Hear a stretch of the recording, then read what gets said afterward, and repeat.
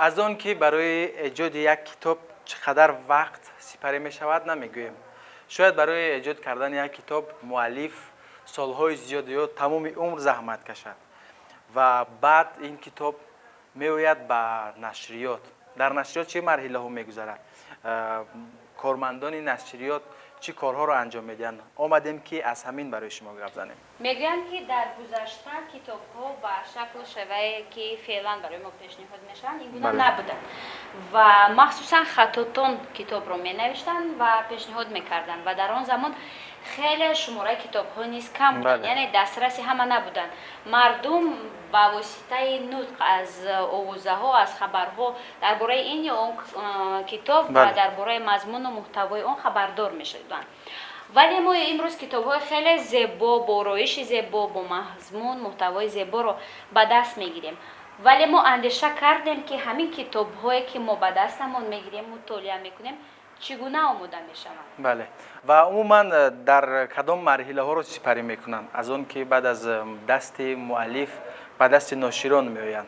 و امروز اگر مشاهده کرده باشیم در یک روز میلیون ها کتاب در تمام دنیا به نشر میرسند و تکنولوژی معاصر امروز برای تمام انسان ها دسترسی کتاب را خیلی ساده کرده است. و اما ساله در جمهوری تاجیکستان روز 4 سپتامبر روز کتاب است و این برنامه ما نیز بخشیده شده است به همین روز. میرویم.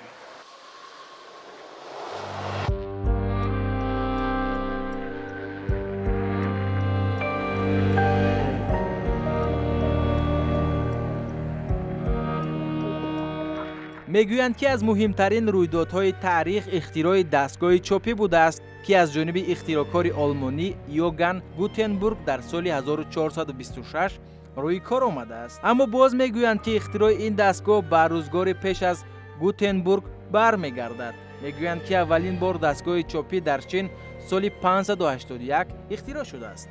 منبع دیگر میگوید که سالهای 704 751 دستگاه چاپی در کره ساخته شده است. کتاب را در آسیای مرکزی هنوز از عصرهای 9 و 6 تا میلاد میدانستند. صنعت صحافی عنعنه 1000 ساله دارد. ایجادکاران و صحافان را از قدیم احترام می‌کردند. تنظیم دستخطها کاری بسا دشوار، زحمت طلب و گران بود. تنها آدمان ثروتمند کتاب خریده می‌توانستند. تشکل و صنعت نشر کتاب در تاجیکستان در شرایط بسا مرکب به وقوع پیوست.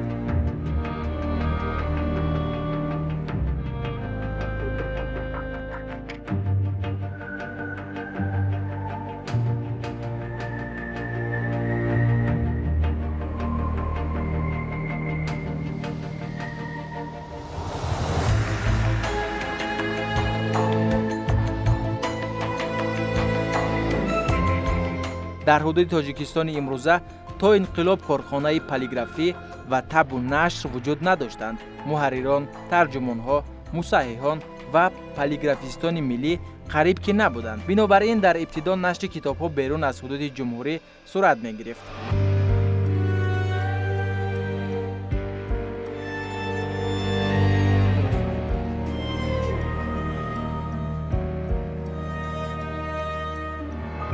مطبعه اولین سال 1924 در دوشنبه تشکیل شد.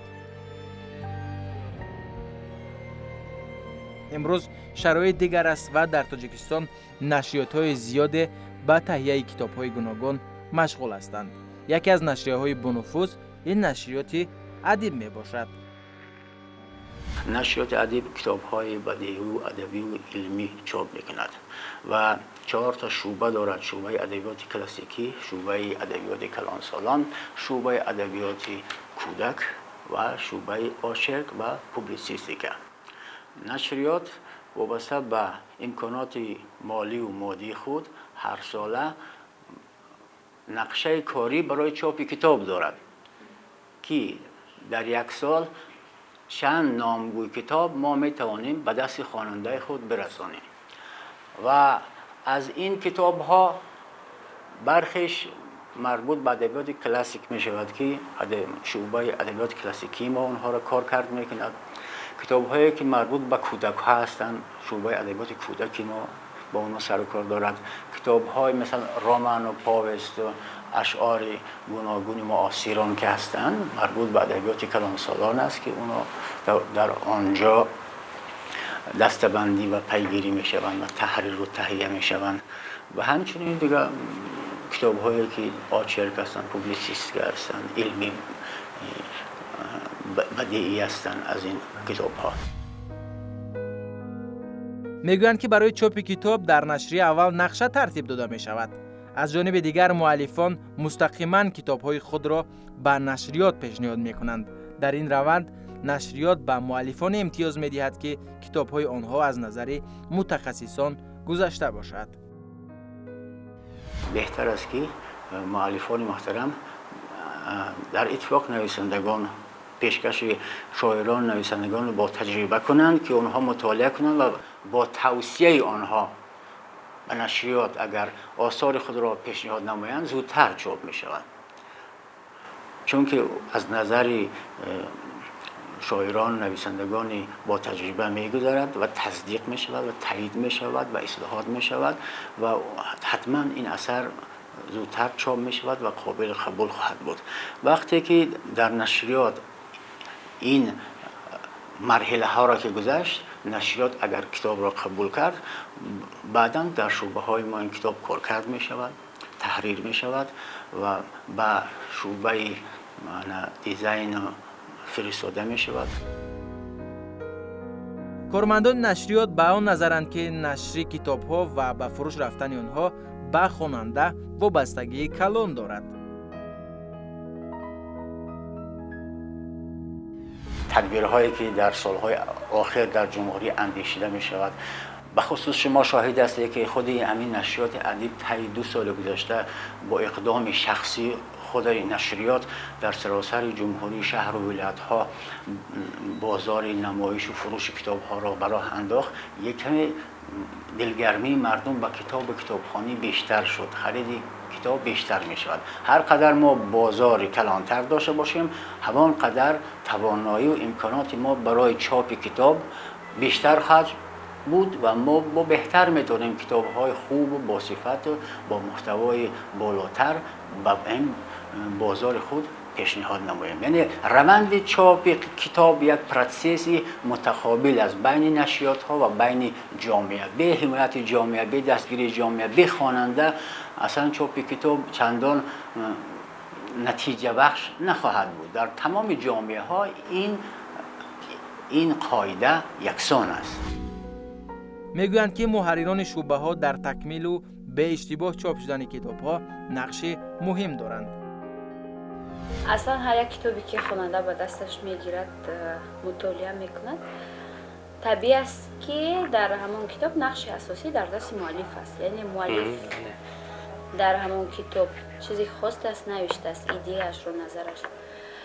ولی باز در خاطر مؤلف بعضی نفرانی هستند که نقش بواسطه دارن در تولید کتاب. مثلا هر یک کتابی که ما کشیم حتما در برابر مؤلف در همون کتاب نام نشریه هست و همچنین نام محرر است، یا یک نفر محرر است، 2 نفر، یا محرران نوشته شده است. مثلا کتابی که ما در دستمون داریم عشق دختر کلاهپوش و در اینجا اسم 2 نفر محرر هست.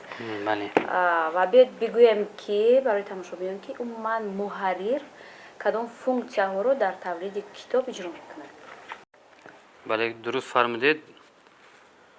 البته در کتاب ها پیش از همه نقش مؤلف بیشتر است، لیکن در برابر این محرر هم در کتاب، در آفریدن کتاب بسیار نقش مهمی بازد. به کدام خاطر؟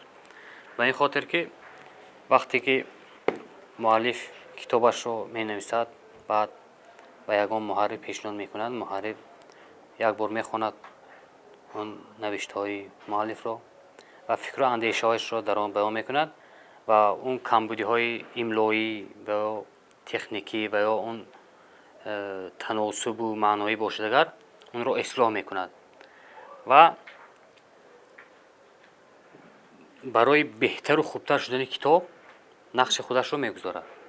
البته انسان، هر آفریده انسان بی کمبودی نمی شود. به همین خاطر بعضا شما میگویید که در کتاب ها 2 محرر است. به کدام خاطر؟ به اون خاطر که مثلا محرری هست که کتاب دیگه است. بعد محرری خودی نشریات است. ما در اینجا شعبه ها هست، محررها هستند. بعد بود بر ضمن اون که کدام محرری دیگر دیده است، اونا حتما باید محرر نشریات ما بینند. مهمترین مرحله در نشر کتاب صحیفه بندی و دیزاین آن به حساب می رود. میگویند که خواننده ها پیش از همه به شکل و آرایش کتاب دقت بیشتر می دهند. محض دیزاین خوب خواننده را به کتاب بیشتر جلب می کند. برای دیزاین بسیار برنامه‌های خوب و برنامه‌های پیشرفته هست. بعضی برنامه در ما نیستن حاضر، لیکن ما برنامه که داریم از همون استفاده میکنیم. یکیش از آنها برای مقاومت ساختن، برای فانتزی نو پیشنهاد کردن برای مؤلفی همون کتاب برای خواننده، این کورل درایور هست. بعد از این برای صفحه بندی خود کتاب ها عموما ورد، داکیومنت ورد هست و بغیر از این دیزاین هست.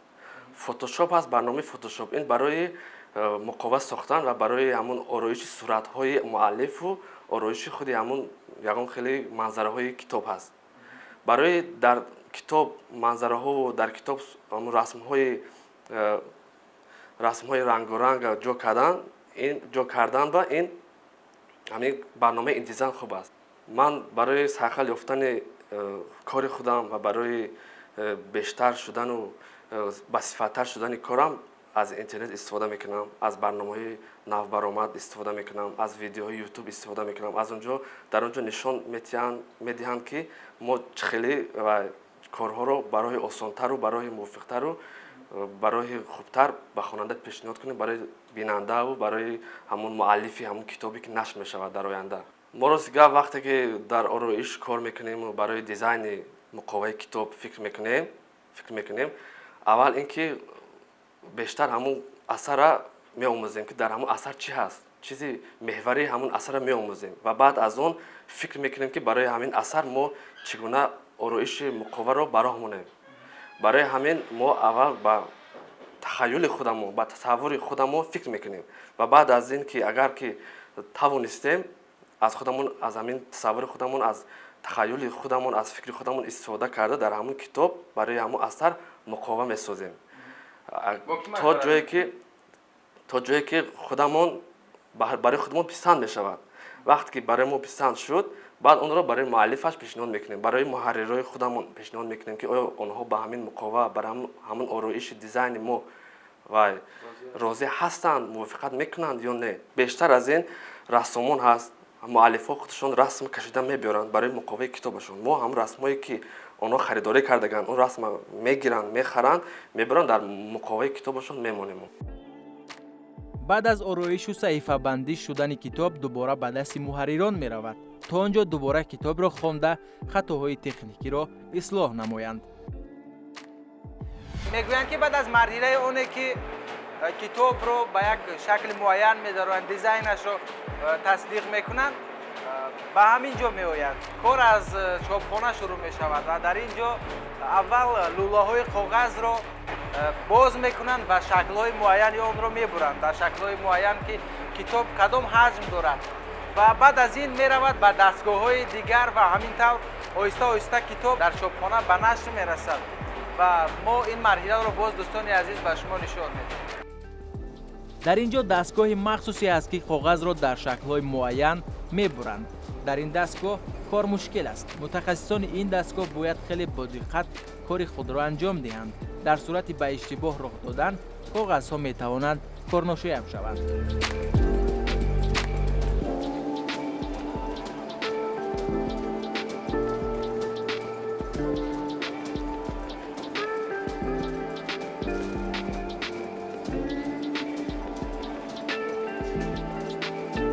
بعد از این کاغذها به دستگاه چاپکنی فرستاده می شوند.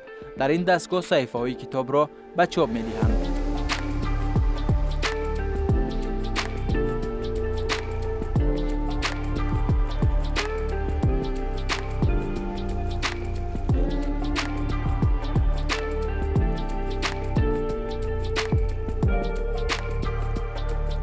مرحله دیگر دوختن صحیفه های کتاب است.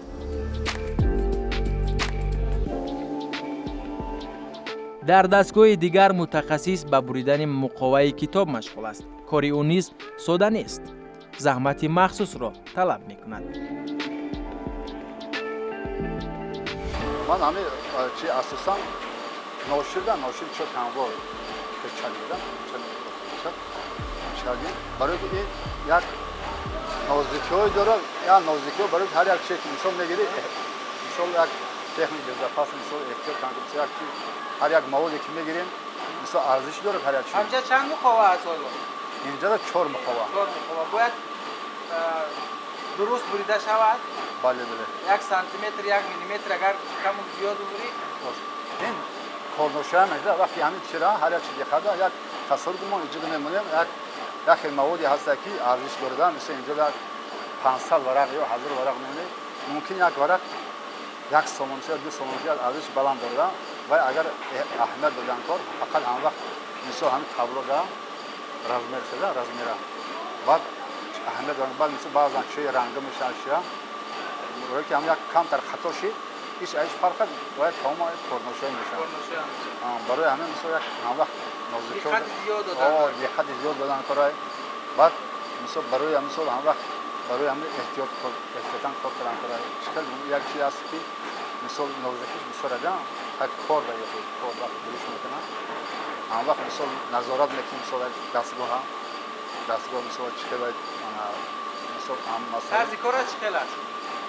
طرز کار همین کاغذ بهترین ایام اول کاغذ هموار کردن کارو هموار راست کردن کارو بعد ایام اصلا یکم درجه دارم وقتی کاغذ راست وقتی اینجا مرکز یعنی بریش میشه مرکز بریش این مرکز بریش راست میشه وقتی اگر مثلا نهاد ما اگر یک حالتی شد اگر نمونه هموار نکنشه این تمام نادرست میگیرن مثلا یک خط بریش این طرف یه اسم غلطه این کارنوشا میشه یعنی اساسا مرکز بروش و دقت زیاد دادن.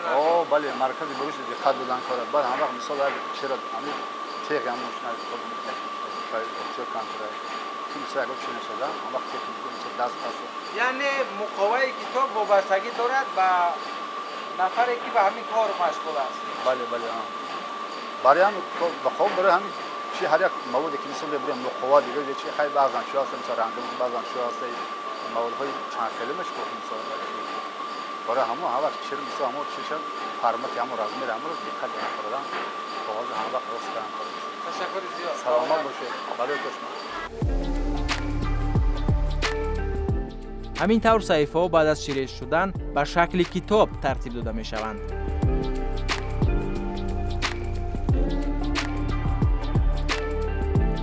بعد از گذشتن یک چند مرحله یعنی بریدن کاغذ جابجا کردن بندوبست و مثلا قسم بالایی کتاب رو نصب کردن الکی این کتاب با تو همین مرحله رسید یعنی بگویم 95% این کتاب الکی آماده است تنها بعضی از قسم‌های همین کتاب برابر نیست و اگر کتاب رو کشایی بعضی صحیفه ها با هم چسبیده هستند و همگی بعد یک مرحله دیگر یعنی کشودن صحیفه ها و من گمان میکنم بریدن هر سه طرف کتاب الکی اون آماده می شود و پیشنهاد بشود به مغازه ها و الکی از مغازه ها دسترسی خوانندگان میگردد.